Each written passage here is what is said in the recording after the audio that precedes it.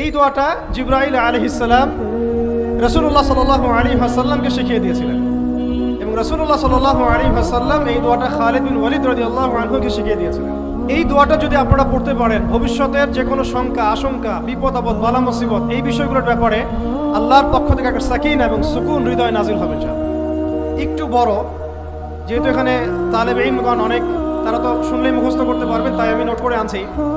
এবং জ্ঞান তো লুকিয়ে রেখেও লাভ নাই, প্রচার করলেই লাভ, আপনারা আমল করলে আমি নাকি পাবো ইনশাআল্লাহ। তো এই দোয়াটা হচ্ছে আউযু বিকালিমাতিল্লাহি তাম্মাতিল্লাতি লা ইউজাবিজুহুন্না বাররুন ওয়ালা ফাজির মিন শাররি মা খালাকা ওয়া যারআ ওয়া বারআ ওয়া মিন শাররি মা ইয়ানজিলু মিনাস সামাই ওয়া মা ইয়া'রুজু ফিহা ওয়া মিন শাররি মা যারআ ফিল আরদি ওয়া মা ইয়াখরুজু মিনহা ওয়া মিন শাররি ফিতানিল লাইলি ওয়ান নাহার ওয়া মিন শাররি তাওয়ারিকিল লাইল ইল্লা তাওয়ারিকান ইয়াতরুকু বিখাইরিন ইয়া রাহমান। এই দোয়াটার উপর আমল করতে থাকেন, দেখেন ভবিষ্যতের আশঙ্কা দূর হয়ে যাবে ইনশাআল্লাহ।